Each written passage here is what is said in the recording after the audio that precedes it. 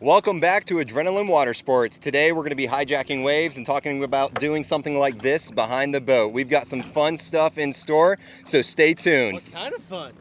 What do you do? What do you do? What do you do? What do you do? We're out here on a busy weekend day on Lake Lanier. We're going to be riding the Liquid Force foil lineup, everything from the launch beginner set all the way to the Nebula 4238 with the Horizon 125 or 160 wing. If you need to know more information about which setup is right for you, make sure to check out the link below. It's a video we did a couple weeks ago, so make sure to check it out if you have more questions about that. Today's going to be about how to stand up for the first time on a foil. What do you do? What do you do? So now we're gonna jump in on how to get up on the foil. This is gonna be very similar to your normal surfing get up. You're gonna start with your feet a little bit towards the front of the board, more than you think, because you're gonna wanna put a lot of weight on that front foot. Same thing, heels are gonna be sticking up and everything. Once the boat starts going, you get tension on that line. You're gonna push on your heels, this board is gonna come right up to you, and you're going to push very hard on your front foot, like very dramatic, like I'm talking, you wanna dig this nose underwater. That foil underneath you is gonna wanna lift out of the water. That's where a lot of people go wrong, is they get up and that foil breaches and they start doing this whole bucking bronco motion where it's trying to buck you off of it. If you keep a lot of weight in that front foot and keep that nose close to the water, you should be all right. So now you're up, you're cruising around, you feel a little bit more comfortable.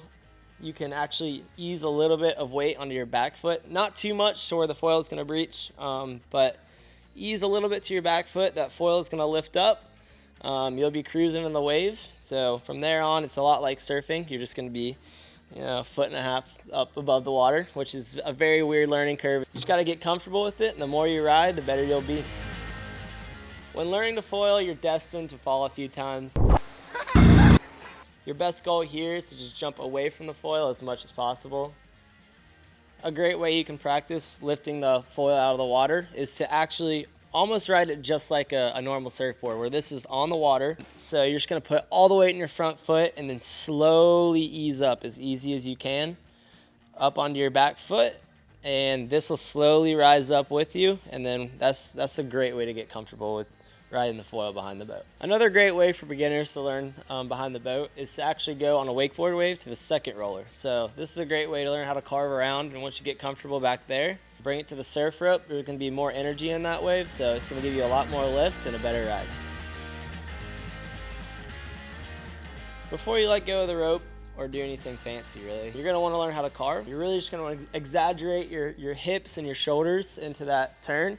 You just got to be careful with breaching the foil. The smaller wings tend to carve a lot better. Like a 125 or a 120, they're great for carving. The 160 is more pumping. Yeah, get yourself a good wing to carve around on, and then we'll step into going without the rope.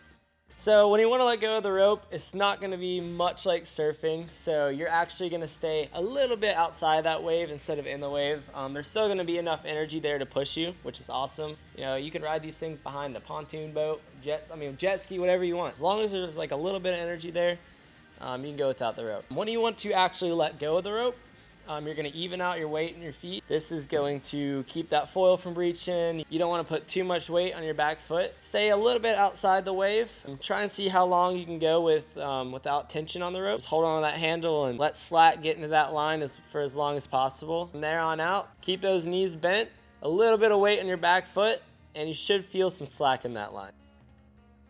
The best way to learn how to pump is just try it as many times as possible. Try and get a nice rhythm going. You're going to want to put weight in between your front and back foot and just do a solid rhythm pumping motion with your legs. It's going to be pretty difficult at first, but the more experience you have, the easier it'll be. Get out there, carve out to the flats, just pump as far and long as you can, and have a good time.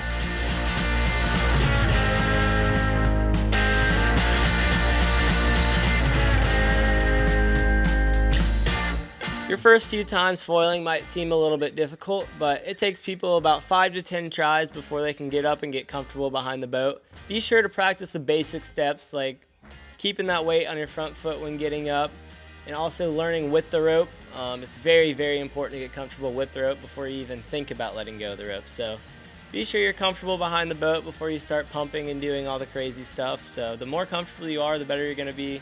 It's a very odd learning curve, but once you get it, you're gonna love it. The more experience you have, the better you're gonna be, so just keep grinding and have a good time.